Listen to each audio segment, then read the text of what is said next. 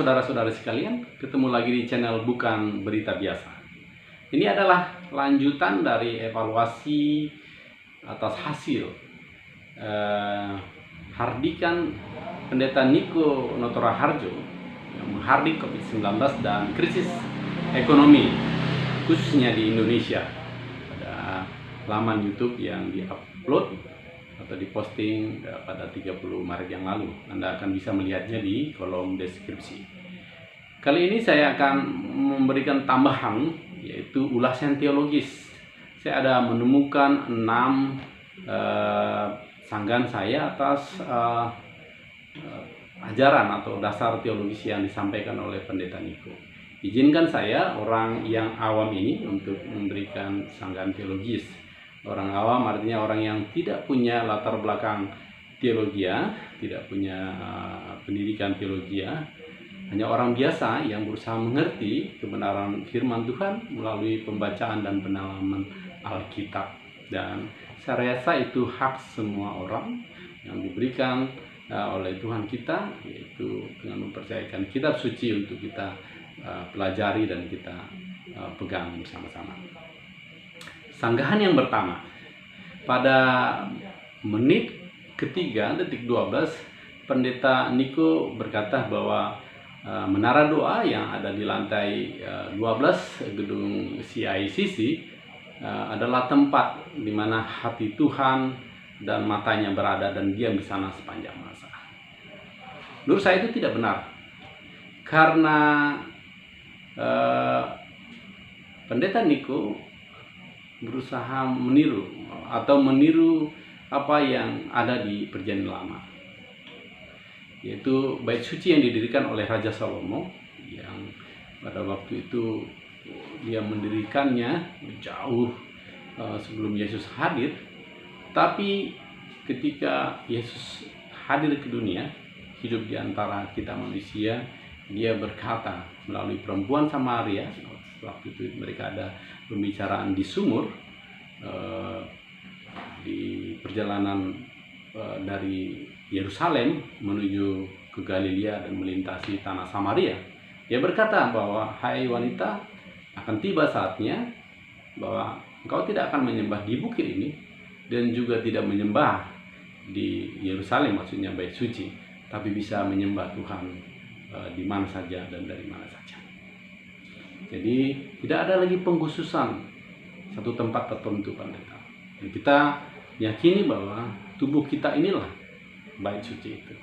Tubuh kita inilah tempat kita diam. Jadi di mana saja, tidak ada khusus lagi. Semua orang bisa berdoa dan menyembah di mana saja. Bahkan Yesus sendiri menyuruh seseorang berada sebuah kisah untuk masuk ke dalam kamar, mengunci kamar dan berdoa di pojok kamar untuk mengakui segala dosa-dosanya. Sanggahan teologis yang kedua, bahwa tidak ada bukti Yesus menghardik pandemi COVID-19 dan juga menegur jemaatnya supaya diam dan tenanglah. Yang menghardik ketakutan mereka, yang memarahi ketakutan dan ketidakpercayaan mereka. Ini Pak Pendeta sebutkan di menit ke-7 detik 22. Tidak ada. Itu hanya terjadi pada saat itu. Kisah di Perjanjian Baru ketika mereka hendak melintasi Danau Galilea, berangkat dari satu titik ke titik tempat yang lain ke pelayanan mereka. Tiba-tiba pada malam itu mereka diganggu atau dihalangi dengan badai sakau, dan mereka selamat karena Yesus menghardik. Itu cerita di situ, kisah di situ. Tidak mungkin dia datang lagi ke sini khusus untuk menghardik COVID-19 dan akhirnya dia kembali ke surga. Itu tidak benar. Yang ketiga adalah, benarkah masih muncul nabi di zaman sekarang? Pak Pendeta menyebutkan ada beberapa nama, ada inisial CP, CJ, dan SB yang bernubuat. Dan setiap orang yang bernubuat adalah orang yang mendengarkan suara Tuhan, menyampaikan suara Tuhan, dia disebut nabi. Menurut saya, tidak ada lagi nabi zaman sekarang. Nabi terakhir yang kita ketahui, yaitu Nabi Maleakhi. Itu kitab terakhir yang kita pelajari dari Perjanjian Lama. Itu ditulis 400 tahun sebelum Masehi, sekitar segitu. Yang saya lihat, saya googling. Dan setelah itu tidak ada lagi nabi yang dipanggil oleh Tuhan. Mengapa? Kalau saudara-saudara sekalian mau mempelajarinya, sambil belajar ini bisa menggooglenya, bahwa ternyata Tuhan sudah jengkel, sudah dongkol dengan bangsa Israel. Dia tidak mau lagi mengurusi mereka karena sudah sekian banyak utusan dia dan nabi terakhir yang disampaikan, tapi bangsa Israel tetap seperti itu keadaannya. Akhirnya dia tidak mau memunculkan nabi lagi. 400 tahun kemudian baru muncul Yohanes Pembaptis. Dan Yohanes Pembaptis bukan nabi, tapi dia adalah suara yang berseru-seru di padang gurun. Dia adalah utusan untuk mempersiapkan jalan bagi Tuhan. Dia bukan nabi. Dan setelah itu Tuhan Yesus hadir dan memulai pelayanannya. Kemudian dia memanggil ke-12 murid dan murid-murid lainnya. Selain 12 murid, masih ada lagi banyak murid, ada 70 murid dan murid-murid lainnya. Mungkin kita sama-sama mengetahuinya. Tapi ke-12 murid inilah yang dimintakan oleh Yesus untuk melanjutkan pelayanannya, untuk memberitakan apa yang mereka pelajari secara khusus dari Tuhan Yesus. Ke-12 orang inilah yang menjadi rasul. Yang mungkin kita tahu bahwa ada satu yang membelot, yaitu Yudas Iskariot, tapi akhirnya mereka menggantikan posisi Yudas Iskariot dengan murid yang lainnya, jadi mereka tetap 12. Dan ada satu rasul lagi, yang rasul yang ke-13 yang dipilih secara ajaib melalui cahaya, yaitu Rasul Paulus. Inilah rasul segala bangsa. Lalu rasul inilah akhirnya banyak orang ditobatkan, yang dia pergi ke Roma, ke Asia Kecil, dan akhirnya banyak misionaris yang menyampaikan Injil, kabar baik itu. Jadi bila di Perjanjian Lama ada nabi, dia Perjanjian Baru tidak nabi lagi, tapi sudah disebut rasul. Dan di tengah-tengahnya ada masa transisi, itulah Yohanes Pembaptis. Dialah suara yang berseru-seru di padang belantara untuk mempersiapkan jalan. Karena dasar itulah, maka jika ada yang mengaku dia nabi, maka ya bila Pak Pendeta Niko mendapat nubuatan, ya Pendeta Niko juga jadi seorang nabi. Bahkan saya mendengar bahwa Pendeta GL yang berinisial GL mengaku dia adalah nabi besar Indonesia. Saya tidak menerima demikian berdasarkan fakta-fakta yang saya jelaskan tadi. Yang keempat, sanggahan teologis yang keempat, Pak Pendeta mengatakan bahwa jangan saling menyalahkan dan menjelekkan. Itu di menit ke-11 detik ke-48. Ini tidak terelakkan, Pak. Dan itu bisa kita lihat juga ketika Pak Pendeta Stephen Tong menyinggung Pendeta Niko dan juga pendeta-pendeta yang lainnya yang mirip dengan Pendeta Niko ajarannya, langsung ada orang yang membela, yang juga memojokkan dan mengejek Pendeta Stephen Tong. Jadi menurut saya wajar saja, itu tidak akan terelakkan saling menghakimi dan saling menjelekkan. Dan pasti kita semua juga mendasarinya dengan kasih. Tidak ada yang salah dalam hal itu. Bahkan Tuhan Yesus sendiri pun memerintahkan supaya manusia itu saling menghakimi. Tapi ada syaratnya. Adil. Itu syaratnya.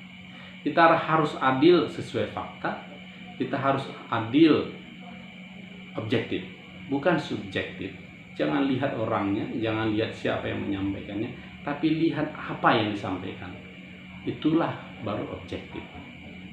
Sehingga kita bisa mengevaluasi diri, apakah memang ada yang perlu kita perbaiki. Bila tidak ada yang perlu kita perbaiki, justru hal demikian semakin menguatkan kepercayaan kita atau yang kita yakini tadi. Dan Rasul Paulus sendiri pun berkata di dalam tulisannya kepada jemaat, sebuah jemaat pada waktu itu, ya mungkin jemaat Tesalonika, bahwa ujilah segala sesuatu dan kemudian peganglah yang benar. Artinya setelah kita uji, baru kita pegang. Ya, tidak ada salahnya jika ada orang yang melakukan demikian. Saya tidak tahu Pak Pendeta Stephen Tong menunggu sekian lama untuk menyampaikan pendapatnya tentang gereja karismatik, karena dia menyampaikan dalam khotbahnya turunnya karismatik. Mungkin dia harus mempersiapkan diri dulu demikian matangnya untuk akhirnya suatu saat mengeluarkan jurus terakhirnya di hari-hari akhirnya. Dan berikutnya, ketika Rasul Paulus mengatakan bahwa ujilah segala sesuatu, itu juga termasuk dirinya sendiri. Kita tahu ketika dia pernah mengajarkan bahwa tidak baik perempuan itu ada di depan, tidak boleh wanita itu memimpin. Faktanya sekarang ini kita menguji apa yang disampaikannya. Ternyata ada banyak pemimpin yang adalah wanita, dan itu baik adanya. Ada banyak pemimpin daerah, bahkan sampai presiden pun pernah wanita. Perdana Menteri pernah juga wanita. Bahkan pemimpin di gereja, baik di gereja suku, baik juga di gereja yang modern, ada yang wanita yang memimpin. Karena memang memimpin itu bukan karena jenis kelamin, tetapi karena kemampuan. Jadi kita tidak menuruti saran yang diberikan oleh Rasul Paulus kepada sebuah jemaat untuk mengatakan supaya wanita itu berdiam diri dan bahkan tidak boleh memimpin. Itulah penerapan yang kita lakukan. Kita menguji segala sesuatu, setelah teruji baru kita pegang. Jadi kalau Pak Pendeta Niko mengajarkan, mempraktekkan sesuatu, ada yang menguji, ucapkan syukur, ucapkan terima kasih. Karena melalui pengujian itu, bila benar, akan ada yang memegang. Kira-kira demikian Pak Pendeta. Berikutnya adalah yang kelima, pandangan teologis kelima adalah, benarkah Yesus akan datang kembali dan waktunya sudah dekat? Itu Pendeta Niko sampaikan di menit ke-12 detik ke-4. Saya sudah sampaikan di video saya sebelumnya bahwa sudah dekat itu relatif. Bahkan kedatangan Yesus ini sudah diproklamirkan ribuan tahun yang lalu, 2000 tahun yang lalu mungkin. Tapi faktanya sampai sekarang belum terjadi. Kalau saya pun punya iman, mungkin 1000 tahun lagi juga dia belum datang. Apakah itu salah? Tidak juga, karena sudah dekat itu relatif. Jadi menurut saya, jangan tonjolkan sudah dekat ini ketika kita mengabarkan Injil. Yang kita tonjolkan adalah pengorbanan Yesus. Dia rela mengosongkan dirinya menjadi hamba, dan kemudian rela sampai mati di kayu salib. Itu yang kita tonjolkan. Dia rela mati demi kita supaya kita diselamatkan. Dan yang ditonjolkan adalah perbuatan nyata kasih kita. Inilah sebagai dasar penginjilan kepada banyak orang. Bukan dengan menyatakan sudah dekat sehingga orang lain nanti ketakutan atau hal yang lain. Jangan menebarkan ketakutan ketika kita mengabarkan kabar baik.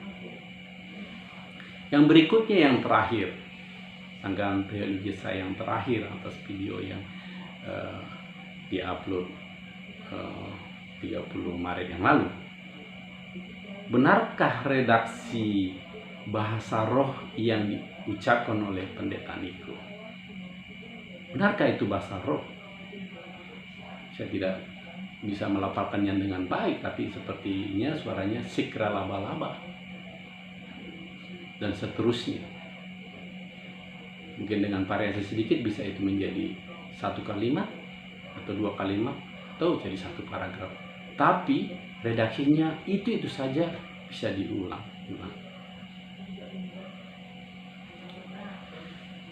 Tapi Pak Pendeta tahu, atau orang lain yang mendengar ini juga tahu, ada syarat-syarat yang disampaikan di Alkitab supaya kita berbahasa roh di depan umum di khalayak ramai yang dikonsumsi oleh media. Ada syaratnya, yaitu harus ada terjemahannya. Ketika Pendeta Niko dan jemaat lain berbahasa roh, apakah ada yang menerjemahkan? Apa terjemahannya?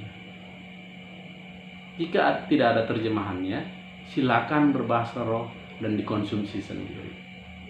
Kunci kamar, berdoa di sana berbahasa roh sesuka atau menurut yang kalian mau. Tapi ketika di depan umum, di halayak ramai, di media sosial, jika Anda berbahasa roh, harus ada yang mengartikan. Itulah yang saya ketahui. Itulah yang saya pelajari di dalam Alkitab. Karena berbahasa roh bukan segalanya, tapi yang terutama adalah kasih. Kira-kira demikian sanggahan teologi saya. Saya mohon maaf bila salah. Itu yang saya ketahui. Tapi bila itu benar, mari kita berubah, mari kita mengambil yang baiknya dan kita lakukan dalam kehidupan kita. Terima kasih telah menonton channel ini. Tuhan Yesus memberkati.